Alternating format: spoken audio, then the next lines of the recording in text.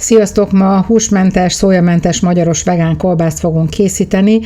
Amikor egészségügyi okokból áttértünk a vegán életmódra, akkor az egyik legnagyobb szívfájdalmunk az volt, hogy ugye nem ehetünk majd kolbászt, de hát ezt a problémát is idővel megoldottam, és most már kifejlesztettem azt az igazán magyaros és igazán a hagyományos kolbászra emlékeztető ízvilágot, ami teljesen hozza azt az élményt és azt a feelinget, amire vágytunk, egy kis mustárral és csalamádéval körítve. Lássuk is, hogy hogyan készítjük el, és milyen alapanyagokat használunk hozzá.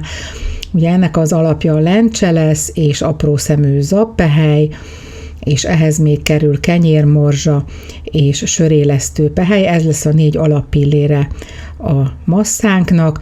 Piros paprikát, füstölt magyar piros paprikát, őrölt borsot, őrölt köményt, illetve füstaromát fogunk használni. Most egy ilyen paprikásat használtam, de a hagyományos füstaroma is megfelelő hozzá, és sót.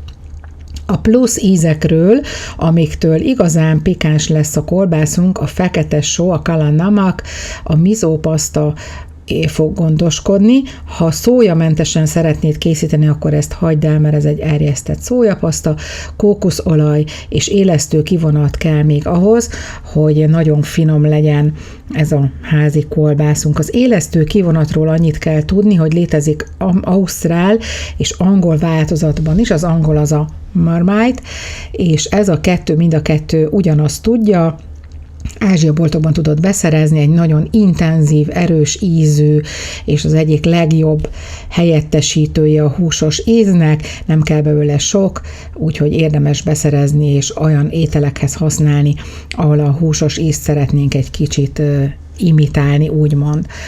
Készítünk egy gőzölő edény összeállítást, az alsó fazekunkba teszünk tiszta vizet, rátesszük a pároló betétet, ebbe szoktam még tenni egy rácsot, természetesen ez nem muszáj, viszont így pont belefér a szilikon kolbász forma, amiben majd fogunk dolgozni, ugye ebbe fognak kerülni majd a töltővel betöltött kis kolbászkáink, egy ilyen rettentően olcsó, Temuról beszerzett filléres kézi kolbásztöltőt fogunk használni, ez nagyban megkönnyíti a munkánkat. De kezdjünk is hozzá. Az alaposan átöblített lencséhez hozzátesszük az zappelyhet, a kenyérmorzsát és a sörélesztőpelyhet.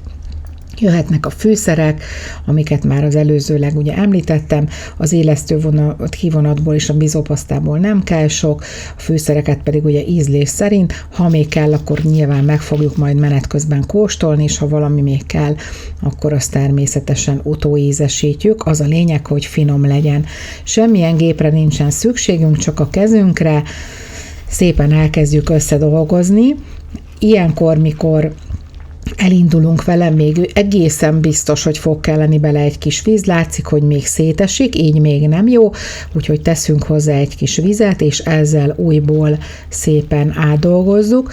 Ugye az a lényeg, hogy majd a töltőből ügyesen szépen ki tudjuk majd tolni, és ugye egy jól formázható állaga legyen, ezt le tudjuk úgy is ellenőrizni, hogyha a kezünkkel készítünk egy ilyen kis kolbász formát, és akkor már meg tudjuk állapítani, hogy jó, most már látszik, hogy teljesen jó az állaga, úgyhogy mehet is a töltő szerkezetünkbe. Ez baromi egyszerű, letekerjük a tetejét, és azzal a kis kesztyünkkel, amit eddig is használtunk, belenyúlunk a kis masszánkba, és szépen beleadagoljuk a szerkezetbe.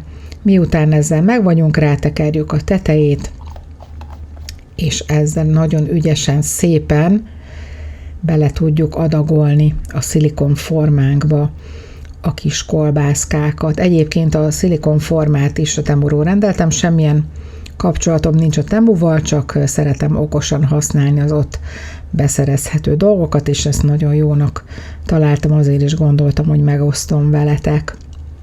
Amikor megvagyunk a hatodik adaggal, rátesszük a kis tetőt, közben már ugye felforrt a vízünk a fazékban, beletesszük, és 10 percig gőzöljük lefedve. Ez alatt a 10 perc alatt ugye gyakorlatilag megfől, és felveszi a végleges formáját. 2 csipesszel, mert nagyon forró, kiemeljük és kitesszük a rácsot, most már levesszük róla a tetőt, mert erre már nincsen szükségünk, és körülbelül egy negyed óra alatt kihűl, és akkor, mikor kihűlt, akkor tudjuk kiborítani a formából, szépen óvatosan kiszedjük a formából, és még látszik, hogy még egy kicsit nedves, de majd a tányéron még szépen meg fog szikadni, és ez az adag, ez 2 töltésre való mennyiség, tehát ugye a második felét is a masszának újból kiadagoljuk a szilikonformába, és újból meg fogjuk gőzölni. Egy kevéske kimaradt még a szerkezetből, azt kézzel megformáztam, hogy lássátok majd a különbséget, ezt csak így rátettem a tetejére, és újból 10 percre betettük gőzölni. Ugyanúgy kiborítottuk, 12 szép szabályos és 2 kissé szabálytalan kézzel fabrikált kolbászkánk is lett, tehát érdemes a formát használni. Ugye akár kókuszolajon is kisüthetjük a kész kolbászkákat, vagy hogyha nem szeretnénk olajban, akkor az airfryerben is gyönyörűen meg lehet sütni, vagy akár avokádóolajban. Nem kell olyan sokáig sütni, mint a hagyományos kolbászokat, egy pár pillanat elég neki, mustára a savanyúsággal ki tudjuk tálalni, vagy hozzátehetjük a karácsonyi töltött káposztához, vagy olyan ételekhez, amihez egyébként is kolbászt szoktunk használni. Köszönöm, hogy ma is itt voltatok velem a konyhámban, várlak szeretettel benneteket máskor is. Sziasztok!